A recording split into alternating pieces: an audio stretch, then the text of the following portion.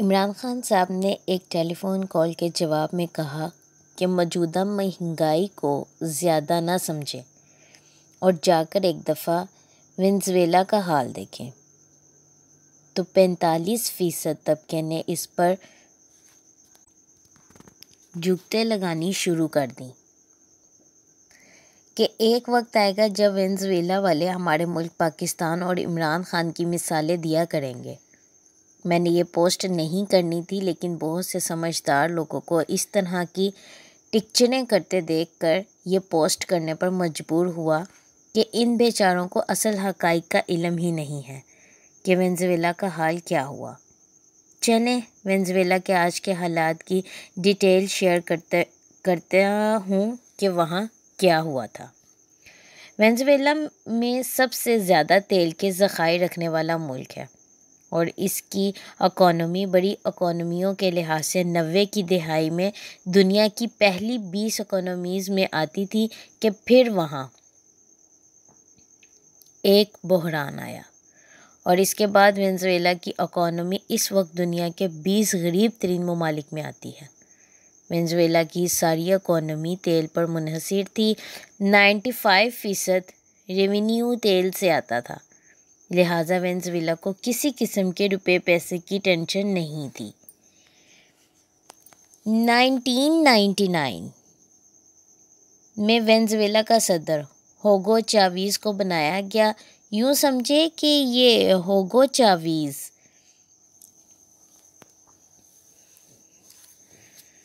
यानी होगो चावीज़ का इसहाक डार था, यानी जैसे पाकिस्तान में इसहाक डार है, होगो चावीज़ वेनेज़ुएला का इसहाक डार था। चूँकि 1999 और इसके आसपास तेल की कीमतें बहुत ज़्यादा थी, लिहाजा वेनेज़ुएला को रेवेन्यू के हवाले से कोई प्रॉब्लम नहीं था। होगो चावीज़ ने तेल से आने वाले रेवेन्यू को सियासी मकासद के लिए कुछ इस तरह इस्तेमाल किया कि इसने हर चीज़ पर सब्सिडी देनी शुरू कर दी और इतनी सब्सिडी दी कि प्राइवेट मैन्युफैक्चरिंग कंपनियां जो कि वो चीज़ें बनाती थीं वो नुकसान में जाने लगीं, क्योंकि इन कंपनियों की कीमत ख़रीद ही पूरी नहीं हो रही थी। लिहाजा वेनेज़ुएला में प्राइवेट कंपनियां बंद होने लगीं। ये वो वक्त था जब तेल की कीमतें भी ज़्यादा ही थीं, लिहाजा वेनेज़ुएला को इस चीज़ का बिल्कुल भी एहसास नहीं हुआ। यही काम इसहाक डार ने किया, सब्सिडीज़ देकर महंगाई को बढ़ने नहीं दिया, क्योंकि महंगाई का 5% सालाना के लिहाज से इकॉनमी के ग्रो करने के लिए बढ़ाना बहुत ज़रूरी होता है। लिहाजा जब इमरान खान की गवर्नमेंट ने सब्सिडीज़ बंद की, डॉलर की आर्टिफिशियल कीमत को मार्केट रेट पर छोड़ा, तो वो महंगाई जिसको ज़बरदस्ती रोक कर रखा गया था वो यकदम बढ़ गई। क्योंकि नून लीगी दौर में महंगाई की परसेंटेज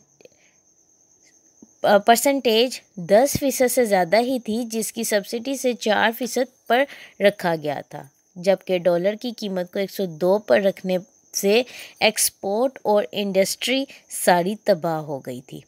तब पता नहीं चला, क्योंकि सारी इकोनॉमी इंपोर्ट पर थी। जब डॉलर महंगा हुआ तो महंगाई का एहसास हुआ।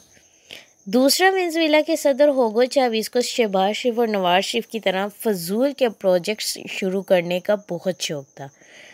लिहाजा उसने हर दूसरे दिन कोई ना कोई मंसूबा शुरू करके इसमें पैसे झोंकने शुरू कर दिए। पैसे कम पड़ते तो कर्ज लेना शुरू कर दिया और ये कर्जा ज़्यादातर चीन से लिया जाता। चीन ने कर्जे के बदले पैसा लेने की बजाय मार्केट रेट से सस्ते तेल की इंपोर्ट करनी शुरू कर दी। ये भी वो वक्त था जब आलमी मार्केट में तेल की कीमतें ज़्यादा थीं, लिहाजा वेनेज़ुएला को कोई एहसास नहीं हुआ।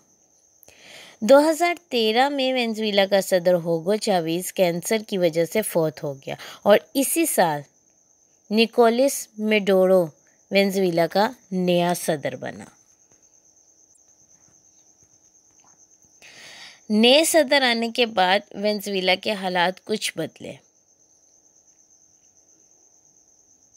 इसी साल तेल की कीमतें आलमी मार्केट में गिरना शुरू हो गई, चूँकि वेनेज़ुएला ने तेल के अलावा किसी और सर्विस ऑफ इनकम की तरफ ध्यान ही नहीं दिया था। लिहाजा वेनेज़ुएला का रेवेन्यू कम होने लगा, जिसके बाद वेनेज़ुएला को सब्सिडीज़ बरकरार रखना मुश्किल हो गया। प्राइवेट कंपनीज पहले ही बंद हो चुकी थी, लिहाजा वेनेजुएला के पास एक ही ऑप्शन बचती थी कि चीज़ों को इंपोर्ट किया जाए।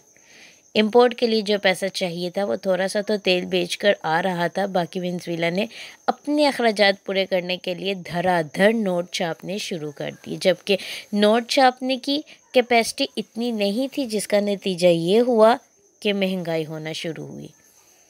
वेनेजुएला ने इतने नोट छापे कि 2016 में महंगाई की शरह 800% हो गई और 2018 में महंगाई की शरह 80,000% हो गई।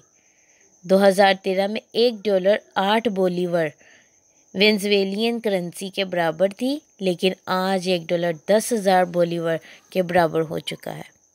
आज इसको अपने मुल्क पाकिस्तान में इसहाक डार की पॉलिसियों से मैच करें। फजूल प्रोजेक्ट्स हमने भी शुरू किए, इसके लिए महंगे कर्जे लिए, जीटीपी के लिए ब्रोकन विंडो लेगेसी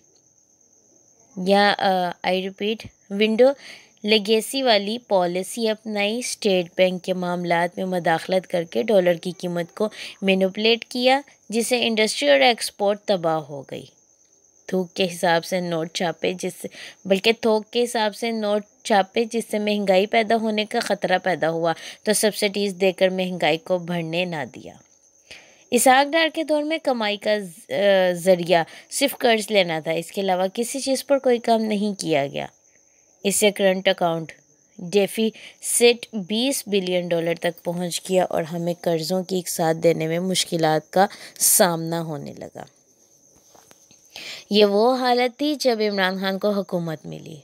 2013 में वेनेजुएला के सदर होगो चावीज़ की वफ़ात के निकोलसन मेडोरो की इसी हालत में हुकूमत मिली, जैसे पाकिस्तान में साके मंशी के फ़रार के बाद इमरान खान को हुकूमत मिली। वेनेजुएला में महंगाई की शरह इस वक्त 80,000% पहुँच चुकी है, जबकि पाकिस्तान में महंगाई की शरह 12% के आसपास रही है और जबकि इस पर एक साल मज़ीद कम से कम होती जा रही है। जो करंट पॉलिसी चल रही है इसके मुताबिक 2023 या 24 में महंगाई की शरह 5% से कम हो जाएगी, क्योंकि इकोनॉमी चलाना एक लॉन्ग टर्म प्रोसेस है और वह भी इसी वक्त जब आपकी कमाई साके मंशी ने ख़त्म की हो और साथ में आप पर पहाड़ जितने कर्ज हों। लिहाजा दानिशवरों, वेनेजुएला की जुगते लगाने से पहले एक दफ़ा वेनेजुएला और ज़िम्बाब्वे में जो हुआ इसको ज़रूर स्टडी कर लेना और इसके बाद जुगते करना, क्योंकि हमारे यहाँ 2013 से 2018 में भी वही कुछ हुआ जो इन मुल्कों में हुआ है। जी हाँ, शुक्रिया।